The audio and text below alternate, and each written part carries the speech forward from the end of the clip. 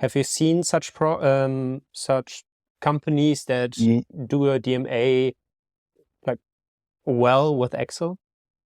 I think it's going to be a challenge, but I believe that's what most of them are using today in Excel. I mean, that's also how most of the big four today are doing it, right? And they have a quite big share of the market when it comes to doing DMA. So we're hearing all kinds of feedback, but usually it's not too positive, because there's a few downsides on using Excel, because I mean, it's really a process that you go through when you're doing a double materiality assessment. So you're really creating a funnel, but you kind of need to create all your content and to get and build that funnel. So you need to process vast amounts of data to create the IRO long list.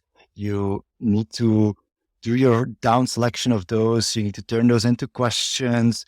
You need to define your different stakeholder groups. You need to check and validate with those stakeholder groups, like how would they score those different questions, those different IROs. You need to follow up on the status tracking of, have I enough content to work with, calculating materiality scores, consolidating all those results from an IRO, individual stakeholder level across different data collection methods.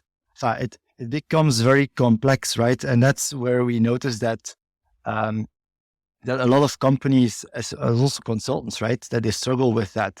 Because if you're not hyper structured and if you're not running a super tight ship in managing this project, it becomes very complex. So, and that's also why many of the DMA projects, they're quite expensive because of the manual labor and having to manage all of those different phases with so many data that you need to collect and generate. Yeah, then you're really stuck in that way of working. But then it also becomes quite complex for the year after.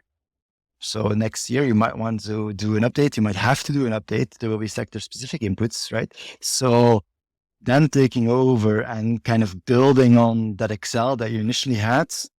Yeah, good luck, especially if you were not the one managing that, right? It becomes mission impossible. And then what are you left with? You then restart from scratch.